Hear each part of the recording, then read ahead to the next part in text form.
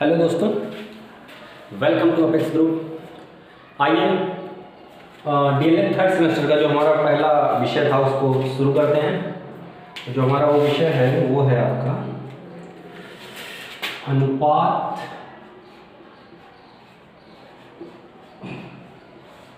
और समानुपात। इसके बारे में हमको पढ़ना है। अनुपात और समानुपात के बारे में हमको पढ़ना है। तो आइए कुछ बातें हम लोग कर लेते हैं पहले स्टार्टिंग में। सबसे पहले जो हम दिख रहा है कि अनुपात, ये अनुपात होता क्या है? अनुपात क्या होता है? अनुपात क्या होता है? तो जल्दी आप लोग देखिए, कभी भी अनुपात अगर निकालना है तो हमेशा दो सजातीय पदों के बीच में ही अनुपात निकल सकता है। दो या दो से अधिक सजातीय पद होने चाहिए, मतलब उनकी यूनिट जो है, उनकी इकाई है, वो हमेशा सेम होनी चाहिए। ठीक है, तभी अनुपात आपका निकलेगा। दो अलग अलग इकाइयों वाले समूहों का अनुपात नहीं निकाल सकते हम लोग। जैसा ये देखते हैं कि अगर ए है कोई बी है, ठीक है। अगर ए और बी दो आपके सजातीय पद हैं, ठीक है, तो उस टाइम पे हम इनका अनुपात निकाल सकते हैं। उस टाइम पे इनका अनुपात हम लोग निकालेंगे। और अनुपात को लिखने का क्या तरीका होता है? एक्चुअली में ये एक भाग होता है। अगर ए का अनुपात बी से लेना है तो ए बटा बी, अर्थात इसको हम लोग अनुपात में जब लिखते हैं तो ए अनुपाते बी लिखते हैं। क्या लिखते हैं? ए अनुपाते बी। ठीक है, ये अनुपात का आपका साइन होता है। ठीक है, ये हो गया आपका अनुपात। अब देखिए अनुपात कहते किसे हैं, आइए ये भी जान लेते हैं कि अनुपात कहते किसे हैं।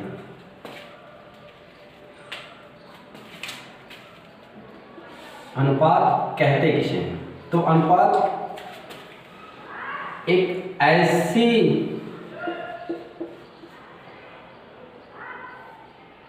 व्यवस्था है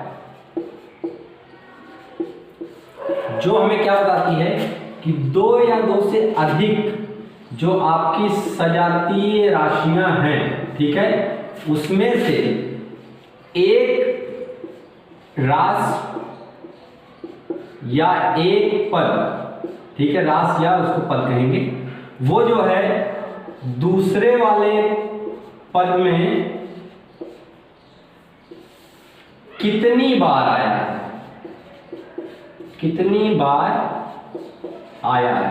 कहने का क्या मतलब होगा कि अनुपात उसको कहते हैं कि जब दो सजातीय पद हैं हमारे पास, जैसे कि अगर हम यहाँ पे लें एग्जाम्पल में ए और बी को ही लें, तो कहने का मतलब ए बी में कितनी बार है या फिर बी ए में कितनी बार है, इसी को एक नोटेशन के थ्रू हम लोग शो करते हैं ए अनुपाते बी।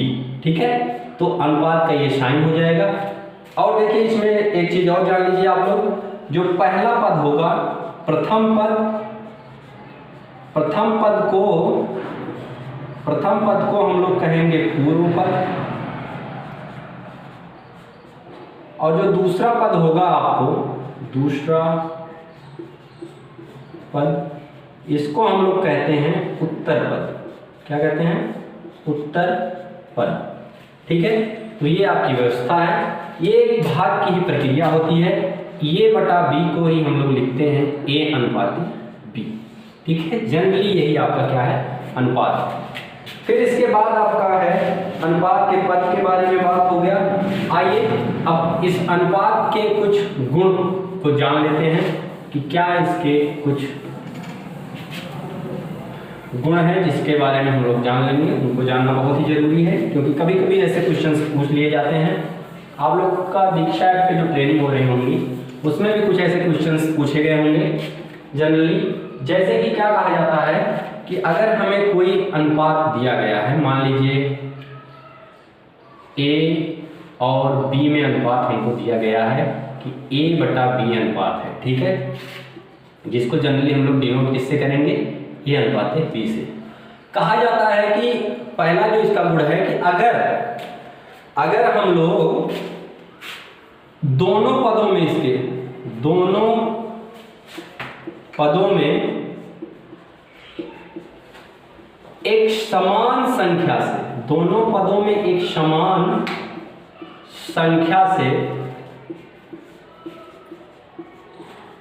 गुणा करें, दोनों पदों में एक समान संख्या से गुणा करें तो अनुपात, आपका जो अनुपात होगा वो परिवर्तित नहीं होता, परिवर्तित नहीं होता है। ये आपका पहला गुण है कि अगर हम दोनों पदों में, जैसे कि आपने अनुपात लिया था a/b, अगर हम एक किसी संख्या से, मान लीजिए ऊपर भी 2 से गुणा कर दें, नीचे भी 2 से गुणा कर दें, समान संख्या से अगर हम गुणा करते हैं तो जो भी हमारा आगे का आएगा अनुपात, ये नहीं कि ये दूसरा कोई अनुपात हो गया, इसकी भी वैल्यू वही सेम है, a/b। ठीक है, तो मतलब दोनों पदों में अगर एक समान संख्या से गुणा करें तो उनका जो अनुपात होगा वो चेंज नहीं होगा। इसी प्रकार आपका दूसरा जो गुण है वो देखिए क्या है कि अगर हम दोनों पदों में किसी समान संख्या से भाग देते हैं तो उस टाइम पे क्या होता है, उस टाइम पे भी आपका जो अनुपात होता है वो परिवर्तित नहीं होगा, अनुपात परिवर्तित नहीं होता, मतलब अनुपात हमेशा कांस्टेंट रहेगा, नहीं होता है। अगर इसी को हम लोग किसी भी एक समान संख्या से भाग देंगे तो आपका अनुपात परिवर्तित नहीं होगा। जैसे कि आप लोग देखिएगा, इसी अनुपात को लेते हैं a/b को ही, a/b।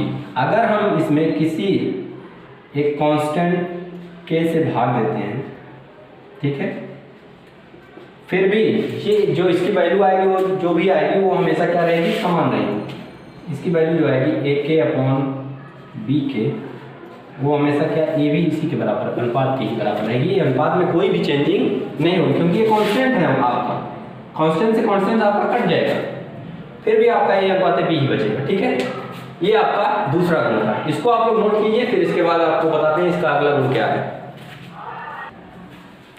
हाँ, आइए देखते हैं तीसरा गुण क्या है इसका। इसमें क्या कहा जाता है कि अगर आपको दो अलग अलग अनुपात दिए हैं, दो अलग अनुपात आपका दिया गया है, ठीक है, और इसकी हमें तुलना करनी है, मान लीजिए तुलना करना है, तो इसकी तुलना हम कब कर सकते हैं, इसकी तुलना हमें करने के लिए क्या करना पड़ेगा, दोनों अनुपात के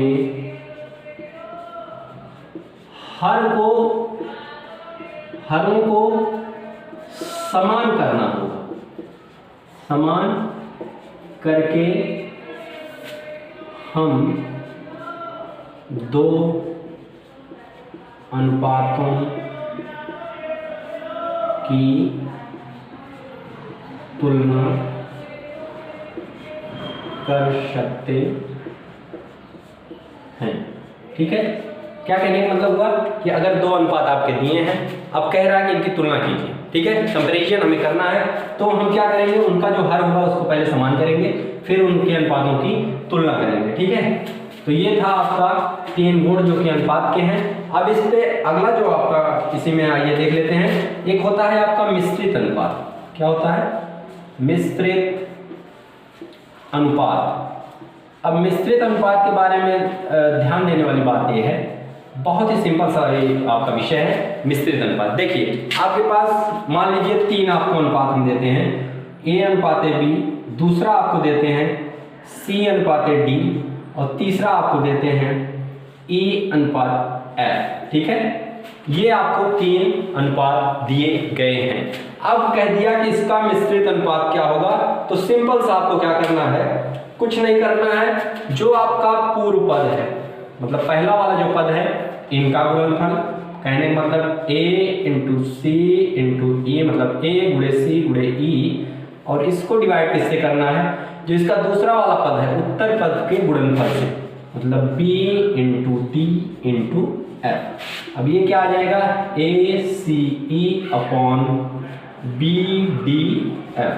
तो ये आपका क्या हो जाता है, मिश्रित अनुपात। मिश्रित अनुपात ऐसे निकालते हैं, ठीक है। अब आइए कुछ क्वेश्चंस को देख लेते हैं जो कि मेरे सामने बुक रखी हुई है। तो आइए देखते हैं कुछ क्वेश्चन को और उसका सॉल्यूशन करने की कोशिश करते हैं।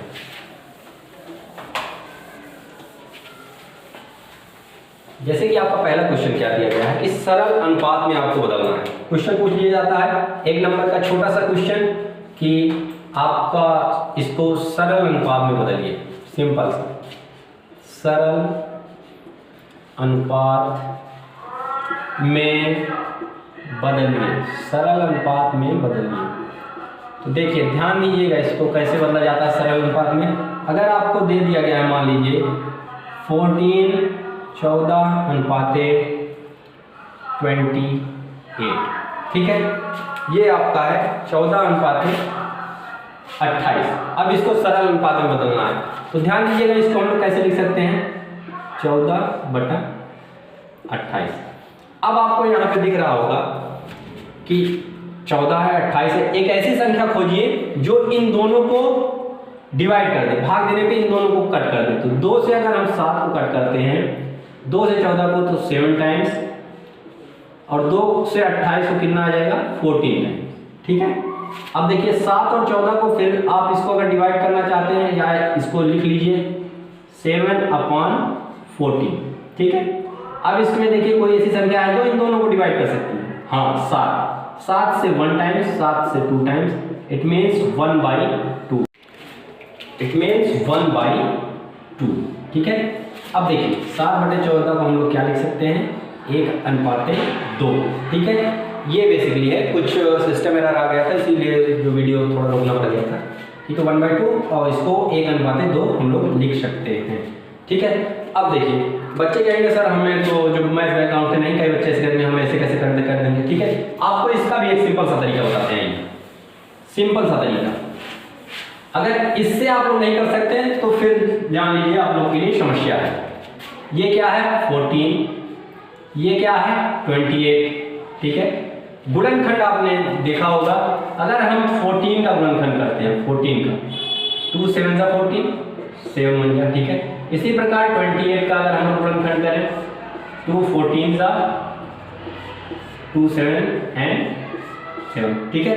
अब देखिए इसको गुणनखंड के रूप में लिखना है 2 गुणे 7, 2 गुणे 7, ठीक है। नीचे क्या हो जाएगा 2 गुणे 2 गुणे 7। अब देखिए क्या आपको जो जो चीजें समान मिले, ठीक है, 2 एक बार यहाँ आया इसको कट किए, ठीक है, 7 यहाँ आया इसको कट किए, और यहाँ पे भी 7 है इसको कट किए, ऊपर बचा 1 नीचे बचा 2, इसको लिख देंगे 1/2। इससे सिंपल तरीका नहीं हो सकता है, इसको 1/2 में आपको लिखना है, ठीक है। अब 14/28 को 1/2 लिखा जा सकता है, ये इसका सरलतम रूप है, ठीक है। आइए अगला क्वेश्चन देखते हैं। अगला क्वेश्चन क्या कहता है आपका, सिंपली ध्यान दीजिएगा इस बात को, इससे सरल तरीका आपको नहीं बताया जा सकता है कि अनुपात को कैसे लिखना है, ठीक है। इससे सरल तरीका नहीं हो सकता है, ठीक है। क्वेश्चन है आपका 60 सेंटीमीटर और दूसरा आपका दिया है 1 मीटर, 7 सेंटीमीटर और 1 मीटर, ठीक है। अब इसको आपको अनुपात में लिखना है। तो जो मैंने अभी कुछ देर पहले अनुपात के गुण बताए थे, तो उसमें हमने क्या बताया था, ऊपर जो स्टार्टिंग में ही अनुपात में बता दिया था कि हमेशा अनुपात 2 सजातीय पदों के बीच में ही निकाला जा सकता है। तो आप यहाँ पे ध्यान दे रहे होंगे सेंटीमीटर और मीटर कैसे अनुपात निकलेगा, आइए देखते हैं कैसे निकलेगा। सेंटीमीटर है छोटी इकाई, मीटर है आपकी बड़ी इकाई, बड़ी इकाई को छोटी इकाई में चेंज करते हैं। तो 1 मीटर बराबर आप लोग जानते होंगे 100 सेंटीमीटर। क्या इतना आपने पढ़ा है? 1 मीटर बराबर 100 सेंटीमीटर जानते हैं, तो 1 मीटर को हम लोग क्या लिख सकते हैं? 100 सेंटीमीटर। अब आपके लिए क्या आसानी हो जाएगी? 60 सेंटीमीटर 100 सेंटीमीटर, हमने लिखा 60 सेंटीमीटर अनुपात 100 सेंटीमीटर। ठीक है, सेंटीमीटर सेंटीमीटर आपका कैंसिल होगा, 60 अनुपात 100। इसको हम लोग लिखेंगे 60/100। अब देखिए कोई चीज कट रही है, कट रही है ना, 0 से 0 कटेगा, आगे आएगा 6/10। अगर हम सिंपल फार्मूले से जाएं तो 6 का गुणनखंड करेंगे तो 2 × 3 और 10 का गुणनखंड करेंगे तो 2 × 5, अर्थात 2 से 2 कटेगा। अब ये आ जाएगा 3/5, जिसको हम लोग लिख सकते हैं 3:5। यही 3:5 60/100 के बराबर है। सिंपल सा है, बहुत ही साधारण, ज्यादा दिमाग लगाने की कोई जरूरत नहीं है, आराम से आप लोग इसको सॉल्व कर सकते हैं। ठीक है, अब देखिएगा एक और क्वेश्चन आइए लेते हैं। कभी कभी क्या पूछता है कि 2 अनुपात दिया जाएगा, उसमें पूछेगा कौन सा अनुपात आपका बड़ा है। क्या है? कौन सा अनुपात बड़ा है। ठीक है, तो जैसे आपका आप थोड़ा सा इसको ध्यान दीजिएगा। क्वेश्चन है आपका 5:8 और 11:14 में कौन बड़ा है? 5:8 और दूसरा अनुपात दिया है आपका 11:14। इसमें आपको बताना है कौन सा अनुपात बड़ा है, कौन सा अनुपात आपका बड़ा है। चलिए शुरू हो जाइए आप लोग के पास 2 मिनट का समय है। 2 मिनट में आप लोग इसको करिए, क्योंकि हमने क्या बताया था, 2 अनुपात दिए हैं। अब इस यहाँ पर कह रहा है तुलना करना है कौन सा बड़ा है। किसकी बात आ रही है? तुलना करने की। तो हम लोग क्या करेंगे, 5/8 और दूसरा है आपका 11/14। अब देखिए तुलना करना है, अब आपको इसके हर को बराबर करना होगा। इतना तो आप लोग को करना पड़ेगा कि हर को कैसे बराबर किया जा सकता है। ठीक है, बताइए जल्दी कीजिए। पहला जो आपका अनुपात है वो है 5/8। अगर हम देखिए हर को बराबर करना है तो 8 को 7 टाइम्स अगर इसका टेबल पढ़ेंगे तो कितना आ जाएगा? 56। 14 को 4 टाइम्स 56, कहने मतलब अगर इसमें 7 से मल्टीप्लाई करें और इसमें जो है 4 से मल्टीप्लाई करें, देख लीजिएगा ये मल्टीप्लिकेशन आपको सोचना है, ये कोई अलग से आपको आके बताएगा नहीं कि इतने से मल्टीप्लाई करना है, इतने से मल्टीप्लाई करना। ठीक है, ये मल्टीप्लिकेशन आपको अलग से सोचना है।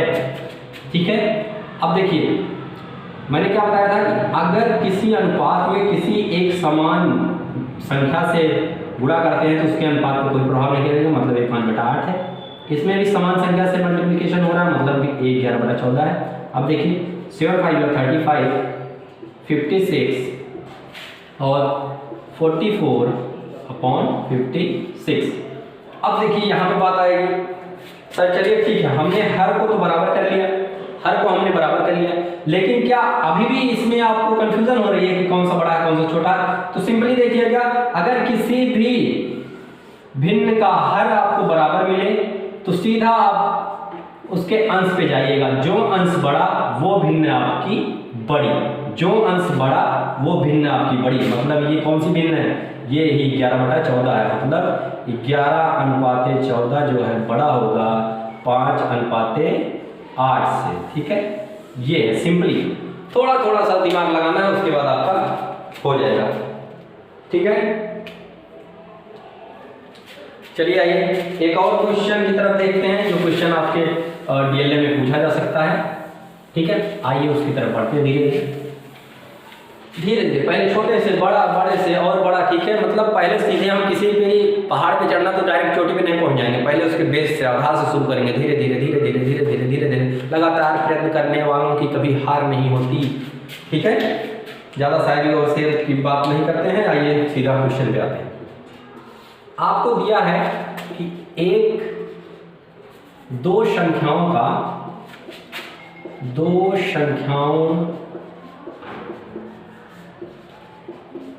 अनुपात दो संख्याओं का अनुपात 8:5 है, ठीक है, दो संख्याओं का अनुपात 8:5 है, ठीक है। और कह रहा है यदि छोटी संख्या 12.5 है, 12.5 है, तो बड़ी संख्या बताइए। चलिए थोड़ा सा आप दिमाग लगाइए, फिर हम आपको बताते हैं। तब तक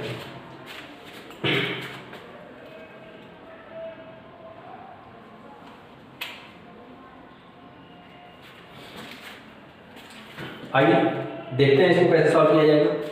कह रहा है दो संख्याएं हैं, तो एक संख्या आपको दी है, मतलब कहने का है छोटी संख्या आपको दी है, ठीक है, छोटी संख्या दी है, कहने का क्या मतलब हो गया, छोटी संख्या 12.5, बड़ी संख्या, ठीक है, बड़ी संख्या।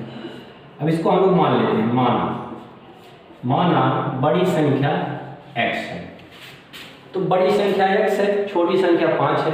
तो अब यहाँ पे देखिए 12.5 है, ठीक है,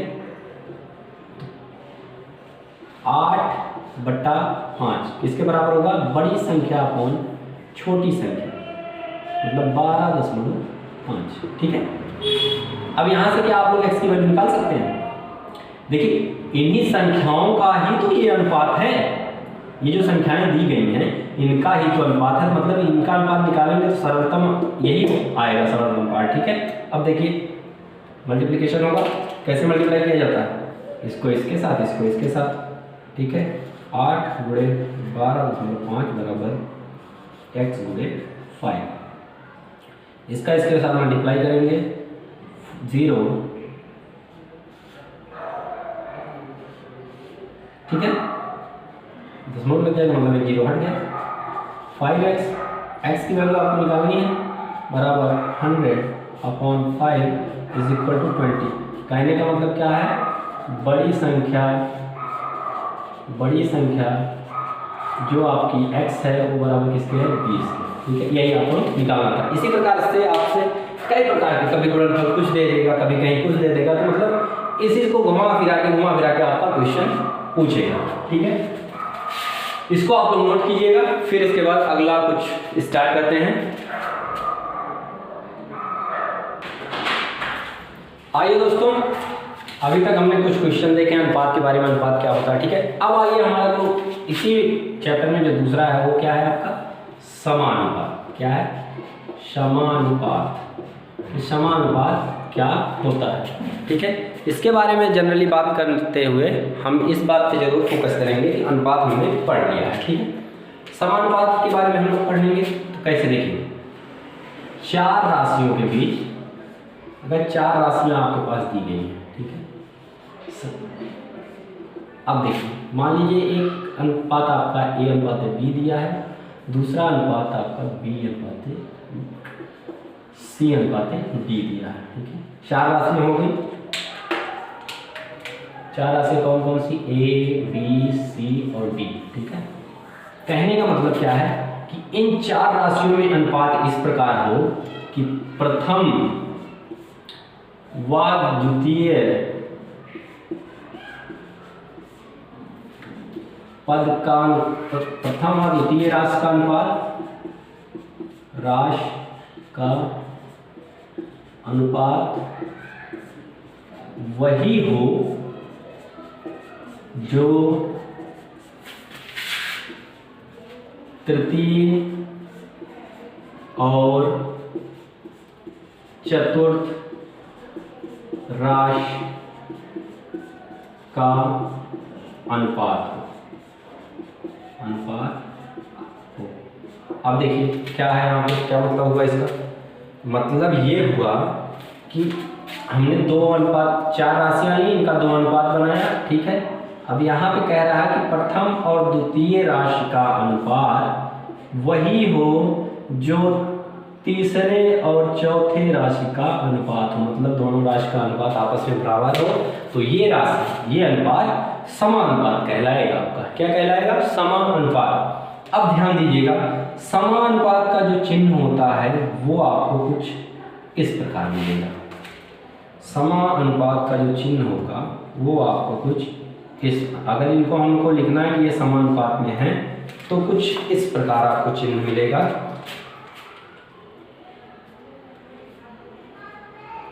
ये जो चिन्ह है आपका बीच में, ये क्या है आपका? A अनुपात B, C अनुपात D। तो इसको पढ़ेंगे A अनुपात B समानुपात C अनुपात D। ठीक है, ये ठीक है, ये आपका चिन्ह है। ये जो है 4 डॉट पॉइंट जो है यही आपका चिन्ह है समानुपात का। ठीक है, ये बॉक्स मत, ये तो मतलब समझाने के लिए बॉक्स बना दिया हूँ। कई बच्चे तो इसको भी सोच लेंगे कि ऐसे लिखना है। ठीक है, ध्यान दीजिए, ये समानुपात है आपका। अब बात आती है कि ये अगर समानुपात है तो ये जो चारों चीजें, चारों पद दिख रहे हैं, इन पदों को क्या कहेंगे? अब यहाँ पे बात आएगी कि ये जो चारों पद हैं, ये पद हैं क्या? ये जो चारों पद हैं ये क्या है? तो जो बाहरी दोनों पद होंगे ना, A और D, जो बाहरी दोनों पद हैं इनको कहेंगे दूरस्थ पद, दूरस्थ पद। ठीक है, और ये जो आंतरिक दोनों पद हैं, अंदर हैं, इनको कहेंगे मध्यस्थ पद। क्या कहेंगे? मध्यस्थ पद। ठीक है, ये है आपका जनरली पदों के बारे में। इसके बाद हम लोग डिफाइन करेंगे कि जो समानुपात हैं उनके भेद कितने हैं, जैसे कि सरल समानुपात और मिश्र समानुपात। फिर आइए इसको आप नोट कीजिए, फिर उसके बाद उसको हम लोग पढ़ेंगे। आइए अब हम लोग पढ़ते हैं कि समानुपात के बारे में अभी तक हमने जाना। अब हम लोग जानेंगे कि समानुपात जो होता है वो उसके कितने भेद होते हैं।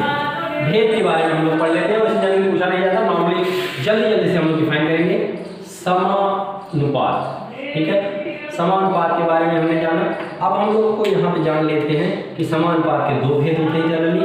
एक होता है आपका सरल समानुपात, सरल समानुपात। ठीक है, दूसरा भेद होता है आपका मिश्र समानुपात। क्या? मिश्र समानुपात, समानुपात, सरल समानुपात और मिश्र समानुपात।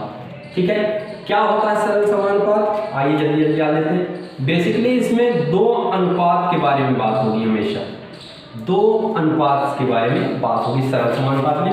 मिश्र में जो है आपका 2 से अधिक अनुपात रहेंगे, 2 से अधिक अनुपात होंगे। ठीक है, ये आपका सरल समानुपात, ये आपका मिश्र समानुपात। ठीक है, आइए यहाँ पे डिफाइन करते हैं।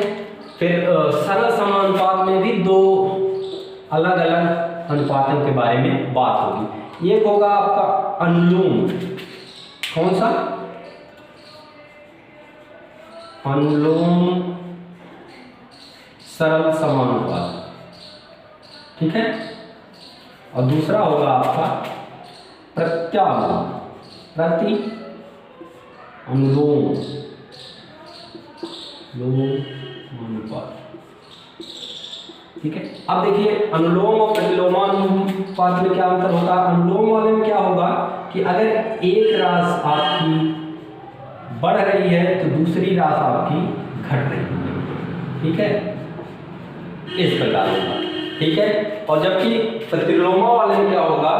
एक के बढ़ने पर उससे संबंधित राशि का मान घटे या बढ़े, जिससे वो होगा आपका प्रतिलोमा अनुपात। ठीक है, तो ये जनरली एक थ्योरी के टाइप में है, इसको आप लोग देख लेंगे, इसकी परिभाषा जैसा। हम लोग जनरली क्वेश्चंस पे आते हैं। आइए, ठीक है, क्वेश्चंस को जितना जल्दी जल्दी हम लोग कर सकते हैं करेंगे, क्योंकि हम जल्दी जल्दी सिलेबस को कंप्लीट करना, परीक्षाएं भी आपकी नजदीक है। ठीक है, आइए, जैसे एक क्वेश्चन है हमारे सामने कि 5 पुस्तकों का मूल्य, सीधा सीधा लिखा क्वेश्चन कि 5 पुस्तकों का मूल्य 60 रुपये है। 5 पुस्तकों का मूल्य 60 रुपये है। ठीक है, तो 12 पुस्तकों का मूल्य क्या होगा? तो 12 पुस्तकों का मूल्य क्या होगा? 5 पुस्तकों का मूल्य 60 रुपये है, तो 12 पुस्तकों का मूल्य क्या होगा? यहाँ पे ध्यान दीजिएगा, क्या दिया है कि जो 5 पुस्तकें हैं उनका मूल्य 60 रुपये है। ठीक है, अब देखिए इसी प्रकार 12 पुस्तकें होंगी, पूछ रहा है कि यहाँ पे क्या होगा। तो कहने का मतलब है अगर 5 पुस्तकें और 12 पुस्तकों का अनुपात लिया जाए, ये बराबर होगा आपका 60:x के। ठीक है, तो देखिएगा इसको लिख सकते हैं 5/12, इसको लिख सकते हैं 60/x। 5x बराबर 60 गुणे 12, अगर x बराबर लिख लेंगे 60 गुणे 12/5, 12 पंजे 60, अर्थात x की वैल्यू 144 रुपये। ठीक है, ये हो गया आपका आंसर। सिंपली अनुपात में ही लिख देना। जैसे अगर पुस्तकों का अनुपात हो गया, रुपए का अनुपात दिया है, एक बढ़ेगा तो दूसरा बढ़ेगा, एक घटेगा दूसरा घटेगा, इस प्रकार से कुछ होगा। ठीक है, जनरली कर सकते हैं। अभी एक आपने और फार्मूला देखा होगा, जैसे क्या बनाए उसको, एकिक नियम से इसको लगा सकते हैं, लेकिन यहाँ पे है अनुपात के बारे में। अगर कुछ नहीं लिखा, अनुपात से लगाए लिखा लेकिन नहीं, तो एकिक नियम से आप लोग लगा दीजिए तो भी आपका क्वेश्चन सही होगा। ठीक है, ठीक है, इसको आप नोट कीजिए। फिर नेक्स्ट क्वेश्चन को बताते हैं। आइए देखते हैं जो है दूसरा क्वेश्चन। जल्दी जल्दी क्वेश्चन को करेंगे, बहुत ही सिंपल सा टॉपिक है सब, अनुपात समानुपात। ठीक है, ज़्यादा कुछ टेंशन लेने की जरूरत नहीं है, सारे क्वेश्चन होंगे आपके। जैसे क्वेश्चन दिया है कि अगर 8 आदमी एक कार्य को, ठीक है, 8 आदमी एक कार्य को 24 दिन में करते हैं। कितने दिन में? 24 दिन में करते हैं। तो कह रहा बताइए 16 आदमी हों अगर उसी काम को कितने दिन में करेंगे? 16 आदमी उसी काम को कितने दिन में करेंगे? ठीक है, ये है आपका क्वेश्चन।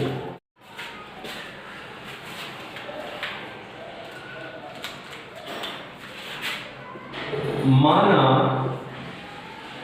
16 आदमी उस कार्य को x दिन में करते हैं। ठीक है, x दिन में करते हैं। अब देखिए, ध्यान दीजिएगा, आदमी और डेज, मैन और दिन। ठीक है, 8 दिन था तो इन्होंने लिया कितने? 8 आदमी 24 दिन में। ठीक है, आदमियों की संख्या बढ़ी तो दिन क्या हो जाएगा? कम हो जाएगा। ठीक है, दिन आपका कम हुआ, आदमियों की संख्या आपकी बढ़ी। ठीक है, अनुपात हमें किस तरफ से लेना है ध्यान दीजिएगा, 16:8 और 24:x। ध्यान दीजिएगा कैसे अनुपात लिखा जाएगा इसका। 16:8 समानुपात 24:x। ठीक है, अब इसको जो हम लोग फिर लिखेंगे 16/8 बराबर 24/x implies that 16x equals to 24 into 8 when we furtherly x equal to 24 into 8/16। अब इतना तो इसके बाद आपकी गणित आनी चाहिए 8 2 2 12 इट मीन्स 12 डेज। ठीक है, 12 दिन में वो काम को खत्म कर देंगे। तो ये था आपका समानुपात का पोर्शन। इसी में एक छोटा सा और पोर्शन आता है जो कि है क्या आपका मिश्र अनुपात। क्या है? मिश्र अनुपात। उसको भी आइए देख लेते हैं जल्दी से। मिश्र अनुपात, फिर आपका एक दूसरा टॉपिक आएगा समानुपात भाग का कोई टॉपिक होगा। ठीक है, मिश्र अनुपात देखिए क्या होगा।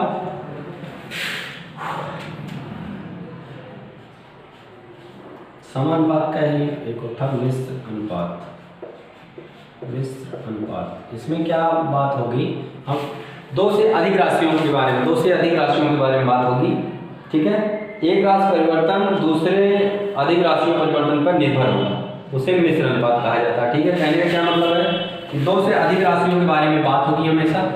2 से अधिक राशियों के बारे में, 3 राशियों के बारे में बात हो सकती है, 4 राशियों के, बारे में बात हो सकती है, 2 राशियों, ठीक है, इसकी बात होगी, ठीक है। अब कह रहा अगर एक में परिवर्तन हो रहा है, किसी एक में अगर चेंज हो रहा है तो वो चेंज जो है डिपेंड किस पे करेगा, जो दोनों जो 2 और या उससे ज़्यादा जो राशियाँ बनेंगी उस पर ये डिपेंडेंट होगा, ठीक है, उस पर ये डिपेंड करेगा। तो ये मिश्र अनुपात कहलाता है। जैसे कि एक क्वेश्चन आप लोग देखिएगा, क्वेश्चन आपका है, क्वेश्चन है आपका, एक मिनट, मिश्र अनुपात का ही क्वेश्चन है, बहुत ही मतलब कभी कभी कंपटीशन लेवल पर भी इसको पूछ दिया जाता है। तो ये का क्वेश्चन है, देखिएगा, एक दुर्ग में 1500, क्वेश्चन है एक दुर्ग में 1500 सैनिकों के लिए, 1500 सैनिकों के लिए 16 सप्ताह के लिए खाना था, 16 सप्ताह के लिए खाना था, ठीक है। अब कह रहा 6 सप्ताह बाद 1500 सैनिक और आए, 6 सप्ताह बाद 1500 सैनिक और आ गए, ठीक है, और आ गए। अब बात होगी जो बचा हुआ खाना है, बताइए उस दर से खाना कितने दिन और चलेगा, उस दर से खाना कितने दिन और चलेगा, ठीक है। आप लोग एक बार देखिएगा इसको, फिर उसके बाद आपको सलूशन करवाया जा रहा है। अब ध्यान दीजिएगा, कुछ आइए बातें इसमें इसके बारे में जान लेते हैं। स्टार्टिंग में क्या कह रहा है, अगर सैनिकों की संख्या 1500 थी जब, ठीक है, तो खाना आपका 16 सप्ताह चलता था। लेकिन क्या कह रहा है, अभी हमने 6 सप्ताह ही खाए हैं भोजन, और कितने सैनिक और आ गए, 1500 सैनिक आ गए। कहने का मतलब अभी जो हमारे पास सप्ताह बचेगा वो कितने सप्ताह बचेंगे, 10 सप्ताह के लिए भोजन था। ये 10 सप्ताह का भोजन कितने सैनिकों के लिए था, 1500 सैनिकों के लिए, ठीक है। मतलब जो 1500 सैनिक थे वो अगर भोजन को खाते उसी दर से तो 10 सप्ताह वो भोजन और चलता। लेकिन अभी टोटल सैनिकों की संख्या क्या हो गई है, मतलब 6 सप्ताह बाद, 6 सप्ताह बाद, 6 सप्ताह बाद लिखना पड़ेगा आपको, 6 सप्ताह बाद कुल सैनिक 1500 से मतलब 3000 सैनिक, ठीक है, 3000 सैनिक हो जाएंगे, ठीक है। और आइए अब देखते हैं क्या होता है। मान लेते हैं कि माना 3000 सैनिक उस भोजन को x सप्ताह तक खाते हैं, मतलब x दिन तक खाते हैं, x दिन तक खाते हैं, x दिन में खत्म करते हैं, ठीक। अब यहाँ पे हम सैनिकों की संख्या लिखते हैं, सैनिक, और यहाँ पे सप्ताह। देखिए हम कह रहे हैं कि अभी जब 6 सप्ताह पूरा हुआ था तो खाना कितने दिन के लिए बचा था, 10 सप्ताह के लिए, जो कि कितने सैनिकों के लिए था, वो 1500 सैनिकों के लिए था। अर्थात जो खाना 6 सप्ताह बाद बचा था वो 1500 सैनिक 10 सप्ताह खाते। लेकिन सैनिकों की संख्या बढ़ के अब कितनी हो गई है, 3000 हो जाती है, और कह रहा है कि वो एक सप्ताह के लिए, एक दिन के लिए उस खाने को खाते हैं, ठीक है। तो यहाँ पे क्या हो रहा है कि इंक्रीज इन सैनिक, मतलब सैनिकों की संख्या में इंक्रीज हो रहा है, तो मतलब दिन की संख्या घटेगी, और यहाँ पे जो अनुपात बनेगा वो ऐसे ही बनेगा, इंक्रीज से डिक्रीज, इंक्रीज से डिक्रीज, ठीक है। तो अनुपात जो आपका बनेगा उसको आप लोग ध्यान दीजिएगा, 3000 अनुपात 1500 समानुपात 10:x। अगर यहाँ तक आपने बना लिया, फिर इसके बाद आपको सॉल्यूशन करना बहुत ही इजी है। देखिएगा 3000 बटा 1500 बराबर 10 बटे x। पीरियड गुणा करते हैं तो 3000 गुणे x बराबर 10 गुणे 1500, ठीक है। x बराबर गुणा कर लेंगे तो 1 0 और बढ़ जाएगा अपॉन 3000, 3 से कट जाएगा, 3 बच्चे 15, अर्थात ये खाने के लिए 5 सप्ताह और चलेगा। ये हो जाएगा आपका राइट आंसर। तो ये बेसिक का भी आपने एक क्वेश्चन देख लिया, ठीक है। आज के लिए इतना ही, फिर नेक्स्ट टाइम पे जब अवेलेबल होंगे नए टॉपिक के साथ, तब तक के लिए अपेक्स ग्रुप चैनल को सब्सक्राइब कीजिए, शेयर कीजिए, ठीक है। ज़्यादा से ज़्यादा लोगों तक इस चैनल को पहुँचाइए। आपका 3rd सेमेस्टर में जो एग्ज़ाम आ रहा है बहुत ही जल्दी, मुझे जहाँ तक लग रहा है नोटिफिकेशन भी आपका इसका आ जाएगा। तब तक के लिए हमें दीजिए इजाज़त। बहुत बहुत धन्यवाद।